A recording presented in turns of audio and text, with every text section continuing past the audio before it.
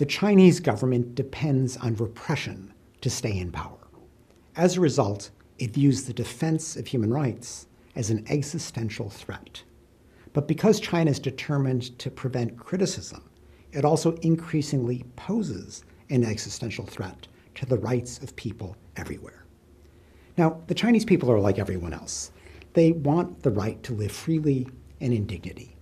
But President Xi Jinping is overseeing the most brutal and pervasive oppression that China has seen in decades.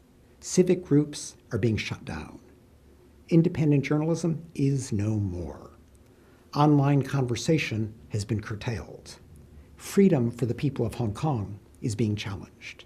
And for the Uyghurs and other Turkic Muslims of Xinjiang, China has imposed the most intrusive system of surveillance the world has ever seen and has detained 1 million people for forced indoctrination. Now, China is determined to avoid criticism of these deeply disturbing trends. It has long censored people within China. It is now trying to extend that censorship to the rest of the world. Now, some autocrats and dictators are happy to go along because they don't like the international human rights system either.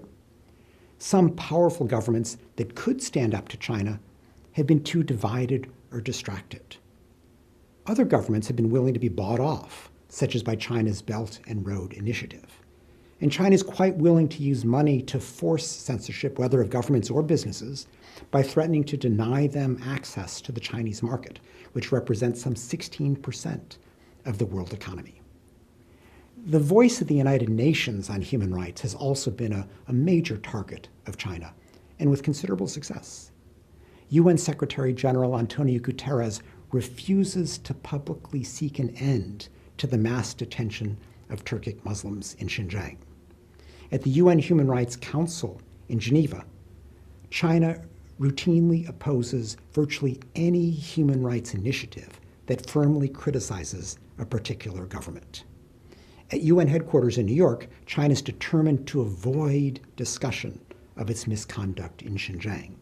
And at the UN Security Council, China joins up with Russia to block any action on such human rights crises as Syria, Venezuela, and Myanmar. China basically is willing to leave victims to their fate in order to avoid creating a precedent of human rights enforcement that might boomerang on its own repressive rule. Now is the time to stand up to Beijing's assaults on the international human rights system. And there are things that governments can do. For example, they should stop pretending that quiet diplomacy suffices.